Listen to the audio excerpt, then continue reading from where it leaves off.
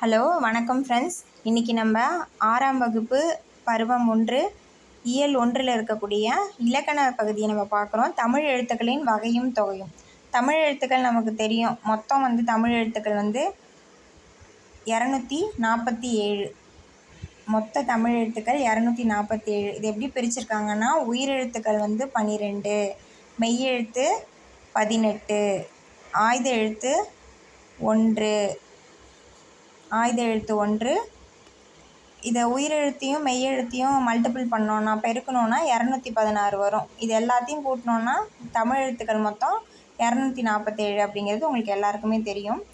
இந்த தமிழ் எழுத்து வகை எப்படி வகைப்படுத்துகிறாங்க அப்படின்னா, எப்படி மொழியை எப்படி வேணாலும் பேசலாம் அப்படின்னு இல்லாமல், மொழியை எழுதவும் பேசவும் ஒரு வரையறை பண்ணியிருக்காங்க ஃப்ரெண்ட்ஸ். நம்ம முன்னோர்கள் ஒரு வரையறை, அதை தான் இலக்கணம் அப்படின்னு சொல்கிறாங்க.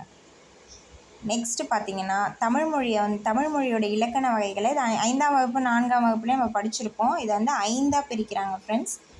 இதை தமிழ் மொழியின் இலக்கண வகைகள்னு கேட்டிங்கன்னா 5ஆக பிரிக்கிறாங்க. அது எழுத்து இலக்கணம், சொல்லிலக்கணம், பொருள், யாப்பு, அணி.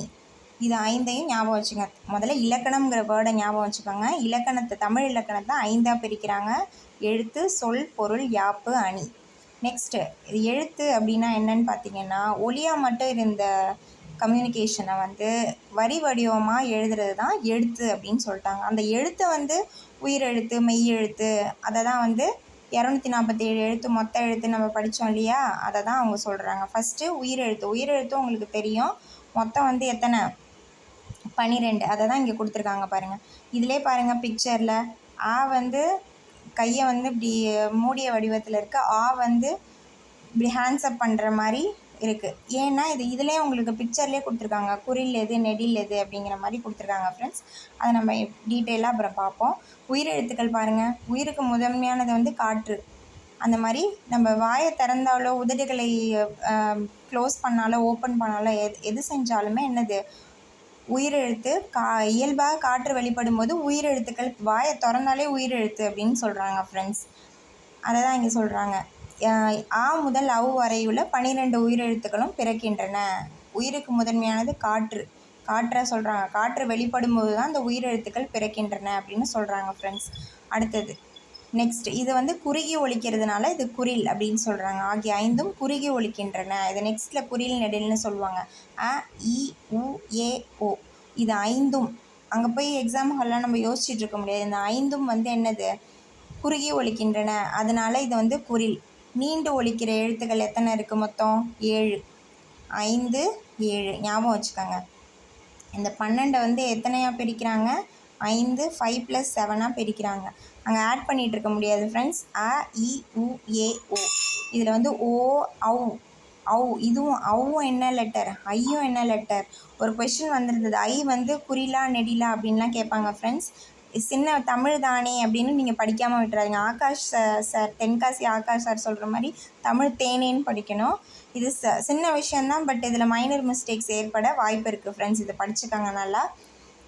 குறுகி ஒலிக்கிற எழுத்து 5, நீண்டு ஒலிக்கிற எழுத்து 7 அப்படின்னு ஞாபகம் வச்சுக்கோங்க. ஆ, இ, உ, ஏ இதெல்லாம் டீட்டெயிலாக நீங்கள் படிச்சுக்கோங்க. I don't want to waste your time. அப்புறம் அதே தான் சொல்கிறாங்க. ஆகிய 5ம் குறில் எழுத்துக்கள். இங்கே என்ன சொல்கிறாங்க? அதே தான். ஆகிய 7ம் நெடில் எழுத்துக்கள். நீண்டு ஒலிக்கும், குறுகி ஒலிக்கும். இதுக்கு இன்னொரு பாயிண்ட் என்ன சொல்கிறாங்கன்னா, குறில் நெடில்னு எதை வச்சு சொல்கிறாங்கன்னா, அதுக்கு உச்சரிப்பதற்கான கால அளவு உண்டு ஃப்ரெண்ட்ஸ். எழுத்தை உச்சரிக்க எடுத்துக்கொள்ளும் கால அளவை கொண்டு தான் என்னென்னு பிரிக்கிறோம், குறில் நெடில் அப்படின்னு வகைப்படுத்துகிறோம் அப்படின்னு சொல்கிறாங்க. அந்த கால அளவை என்னன்னு சொல்கிறாங்க? இலக்கண டேர்மில் மாத்திரை அப்படின்னு சொல்கிறாங்க. மாத்திரைனா நம்ம எடுத்துக்கிற மாத்திரை கிடையாது, அந்த டைமை சொல்கிறாங்க. மாத்திரை என்பது இந்த இடத்துல என்ன குறிக்குது? கால அளவை குறிக்கிறது. ஒரு மாத்திரை என்பது என்ன சொல்கிறாங்கன்னா, ஒரு முறை கண் இமைக்கவோ, ஒரு முறை கை நொடிக்கவோ ஆகும் காலம். இப்படி ஒரு சொடக்கு போடுறோம் இல்லையா, அப்படி கண் இமைக்கிறோம், அதுதான் ஒரு மாத்திரைன்னு சொல்கிறாங்க. இதில் முக்கியமான பாயிண்ட்ஸ் பாருங்கள். குறில் எழுத்தை ஒலிக்கும் கால அளவு ஒரு மாத்திரை. குறில் எழுத்து கொஞ்சமாக இருக்கிறதுனால நீங்கள் அரை மாத்திரை நினச்சிடாதீங்க. குறில் எழுத்தை ஒலிக்கும் கால அளவு ஒரு மாத்திரை. நெடில் எழுத்தை ஒலிக்கும் கால அளவு 2 மாத்திரை. அரை மாத்திரையும் இருக்குது ஃப்ரெண்ட்ஸ். அது என்னங்கிறத நம்ம கீழே பார்ப்போம். மெய்யெழுத்து உடம்பு என பொருள்படும். மெய் அப்படின்னா உடல்னு ஞாபகம் வச்சுக்கோங்க. உயிரெழுத்து இப்போ பார்த்துட்டோம் நம்ம 12. மெய்யெழுத்துக்கள் 18 இங்கே பார்ப்போம். அதான் காஞாச்சாக்கு மேலே புள்ளி வச்சா அது மெய்யெழுத்துக்கள் உங்களுக்கு தெரியும். மெய்யெழுத்துக்களை ஒலிக்க உடல் இயக்கத்தின் பங்கு வந்து இன்றியமையாதது ஃப்ரெண்ட்ஸ். உடல் ஃபுல்லாக இயக்கம் முக்கியம். 18 மெய்யெழுத்துக்கள் அப்படின்னு சொல்கிறாங்க. நெக்ஸ்ட் கீழே 3 பிக்சர்ஸ் கொடுத்துருக்காங்க பாருங்கள். இதில் வல்லினம், மெல்லினம், இடையினம் இதுக்கு பற்றி ஒரு பாட்டே இருக்குது. வல்லினம் கசட தப்பற, அது கசட தப்பற, அதுக்கு வந்து புள்ளி வச்சா வல்லினம். ஞஞன நமன மெல்லினம், எரள வழல அது இடையினம். வல்லினம், மெல்லினம், இடையினம். இப்போது நெக்ஸ்ட் பார்த்தீங்கன்னா மெய்யெழுத்துக்கள் ஒலிக்கும் கால அளவு அரை மாத்திரைன்னு போட்டிருக்காங்க ஃப்ரெண்ட்ஸ். ஃபஸ்ட்டு நம்ம என்ன பார்த்தோம்? குறில் எழுத்துக்கள் எத்தனை மாத்திரைன்னு பார்த்தோம்? 1ன்னு பார்த்தோம். அடுத்து நெக்ஸ்ட்டு